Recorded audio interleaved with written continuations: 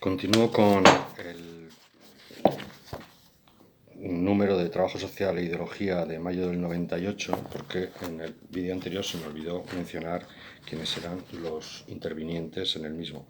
Estaba José Luis Moreno Pestaña como compilador, Francisco Manuel Carballo Rodríguez, si no recuerdo mal, era un alumno de trabajo social muy talentoso, Consideraciones ideológicas en la práctica del trabajo social de Manuel Gil Parejo, Ideología y dialéctica en trabajo social de José Luis Solana, que era especialista en antropología, y Racionalidad política del liberalismo y genealogía del welfare state, un estado de la cuestión de Francisco Vázquez García, que es especialista en sociología de la filosofía, por ejemplo, también, que es una rama que está últimamente bastante de moda y de la cual yo había oído hablar en París porque tuve un amigo sociólogo que estaba haciendo la tesis sobre la sociología de los sociólogos, lo cual me pareció siempre muy divertido y hasta cierto punto chistoso, pero probablemente porque yo no era capaz de entender las sutilezas del asunto.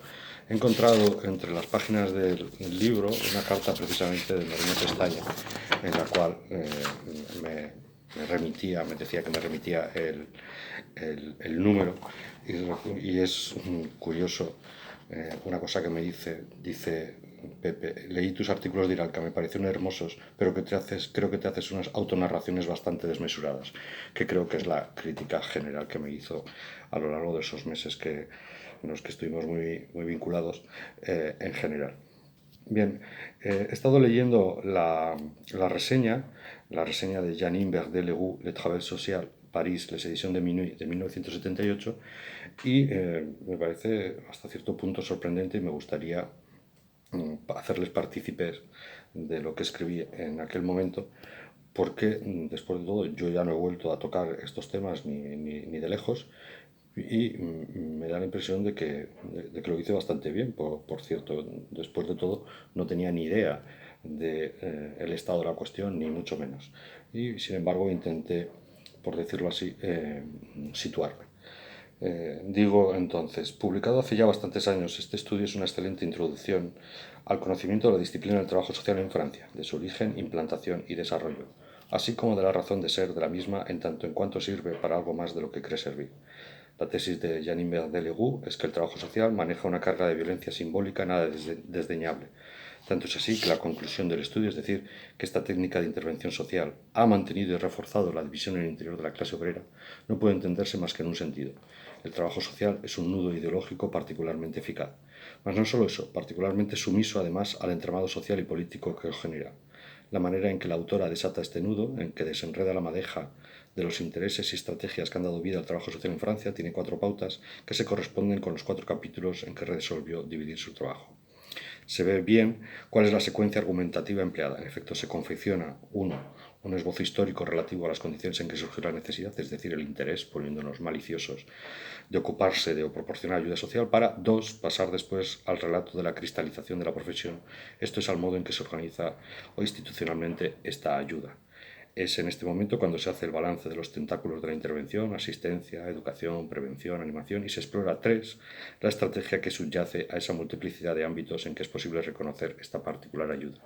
Por último, se observa, 4, el tenor de la representación que el trabajo social hace de sí mismo, con el fin de comprobar en el discurso oficial los límites ideológicos que éste se impone a sí mismo.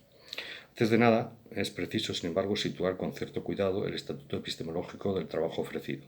En efecto, la autora reconoce su dependencia teórica respecto de Pierre Bourdieu, a la sazón director de la colección Les Sans Communs de las ediciones de Minuit, en el marco de la cual fue publicado, y la dependencia respecto de Bourdieu implica una apuesta, la de la pertinencia de una lógica de la significación. Esto permite, claro está, la continuidad ontológica de los referentes, el mundo de los significados, que dirían otros, y el relato de sus eventuales modificaciones. Por ejemplo, cito: la consejera en Economía Familiar y Social es la versión moderna de la monitora de enseñanza de hogar, dice en la página 111.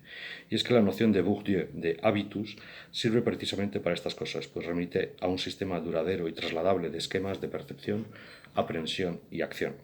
Esta es pues la ventaja del concepto sobredicho, el cual suele ser confrontado con los que proporcionan los llamados estructuralistas, demasiado prisioneros, al parecer, de una sincronía estricta en el análisis de las formaciones y fenómenos sociales, consecuencia por lo demás de su particular apuesta por la pertinencia de una lógica del significante. Con todo, no deja de ser curioso que Verdet-Leroux se oponga al libro de Jacques Doncelot, La police de famille, París, les editions de minuit, pero en la colección Critique, criticando el excesivo peso teórico que Doncelot da a la noción de continuidad, quizá debido, como sugiere la autora, a la perspectiva más histórica que sociológica del libro de Doncelot, no en vano vinculado a Michel Foucault, quien tiene, por cierto, un interesante artículo sobre el concepto de policía, y en general la ausencia casi sistemática de la categoría de sujeto. Se evoca, por ejemplo, el célebre proceso sin sujeto de Louis Althusser para condenarlo, naturalmente, y por tanto de las intenciones de este y el alcance siempre problemático de estas. Pero en fin, la tesis principal está clara. El trabajo social constituye, como decíamos, un nudo ideológico y lo hace además desde un doble punto de vista, desde la teoría y desde la práctica. Es un lugar donde confluyen una multitud de vectores disciplinares, de la sociología, de la filosofía, claro que en su forma contemporánea, la ética, de la economía, de la psicología, del derecho, etc. Basta con repasar las asignaturas que se imparten en la actual diplomatura o licenciatura, depende del país, para percibir lo abigarrado del asunto. De ahí que el trabajo social no se encuentre aún totalmente dispensado de su propia justificación, página 11.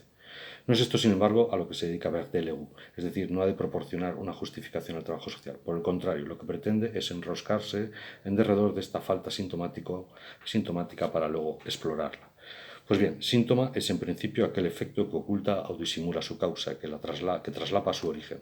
Así las cosas, el trabajo social sería aquel mecanismo disciplinar cuya intervención no se explica desde sí mismo, es decir, que adolece de justificación teórica porque su ámbito es reluctante a la teoría, privilegio del ser sobre el saber e insistencia, por tanto, en el sentido vocacional de la profesión.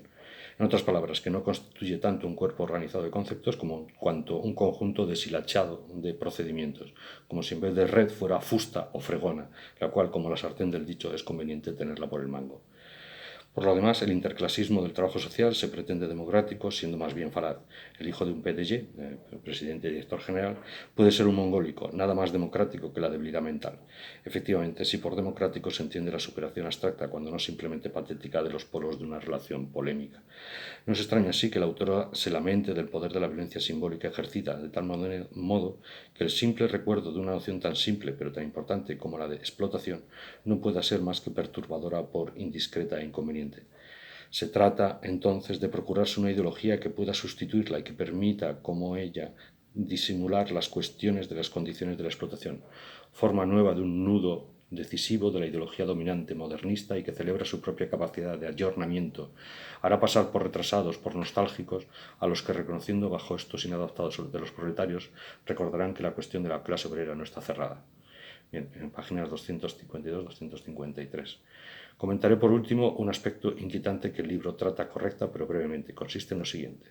El trabajo social dispone de un código deontológico, es de manera precisa el modo en que comparece en la profesión, como decíamos antes, el vector disciplinar filosófico.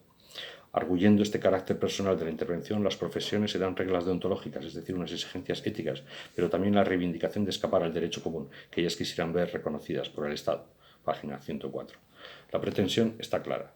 Consiste en intentar situarse en un lugar privilegiado, definido por la intersección de lo público y lo privado, del derecho y la ética, como si el trabajo social fuera la expresión más acabada de la llamada sociedad civil, concepto difuso donde los haya, pero significativo como el que más.